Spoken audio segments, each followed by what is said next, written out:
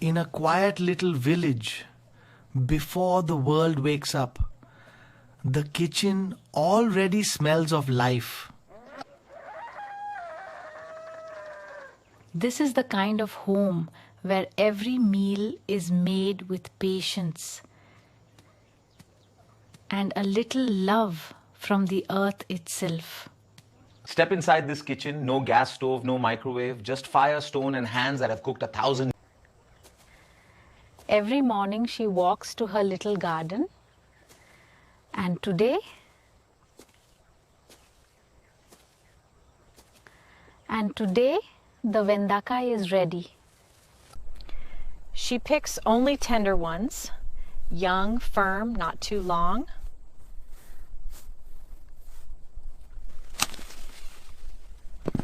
That's the secret to a perfect crispy chip.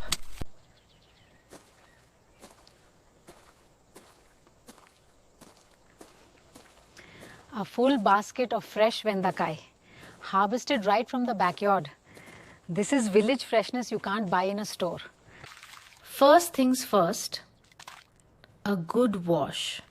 Clean water, clean okra, clean heart.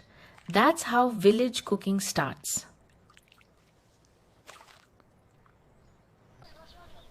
After washing, let them dry. Every last drop of water must go.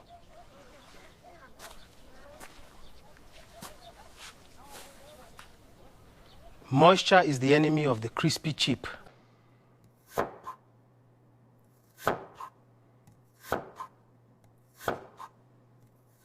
Not too thin, not too thick.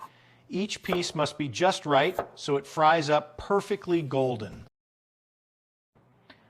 Before the masala, you gather your spices.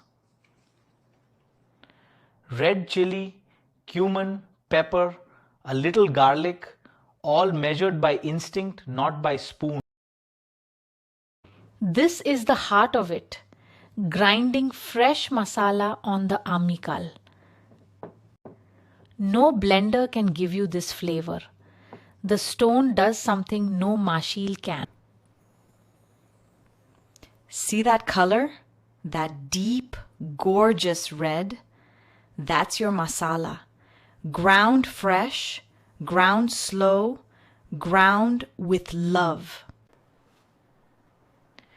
Now we add the masala along with a pinch of turmeric, a little salt and rice flour for that extra crunch. Get your hands in there, toss it, coat it, love it.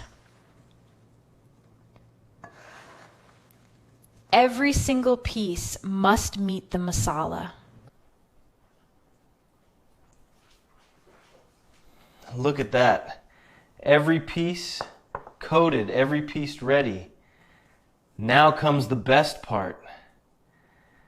The fire. The iron kadai goes over the wood fire. We let the oil come alive. When it shimmers, it's ready. Into the oil they go. Listen to that sizzle.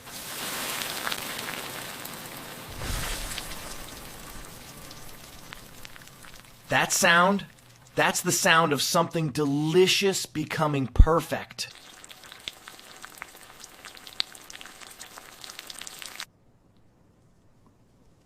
Golden, crispy, perfect. These Vendakkai chips fried over wood fire carry a flavor you simply cannot describe. For the Mor Kulambu, we start with fresh coconut, scraped by hand, ground with green chili, cumin and a little ginger.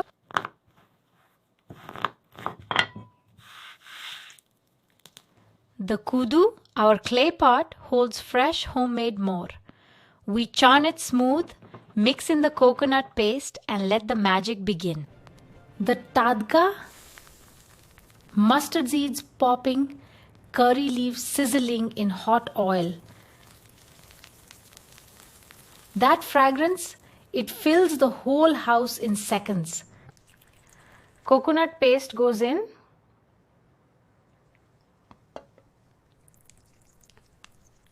The tempering follows and we stir it all together gently. The kulambu is coming alive. On a low, slow fire, the kulambu simmers, never boiling, always breathing. This patience is what gives it that deep, rich flavor. Can you smell that? Coconut, buttermilk, curry leaves, a whisper of ginger. This is what Vendakkai Mor Kulambu when mults like when it's ready. The banana leaf goes down our plate, our tradition. Then the rice, the kulais, the kulumu, and of course the Vendakkai chips. Rice, Mor Kulambu, crispy Vendakkai chips, all together on the banana leaf. This is a meal that needs nothing else.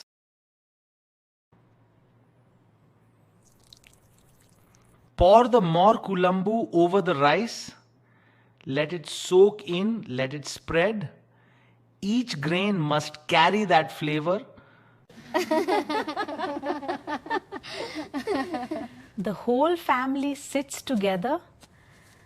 This is what it's all about. Not just the food, but the people you share it with. That smile says everything. Crispy Vendakkai chips, warm molambu, rice on a banana leaf, simple food but pure joy. And as the evening comes to the village, the taste of Vendakkai chips and Mor Kulambu lingers on. Until the next meal, until the next story, this is village cooking from the heart.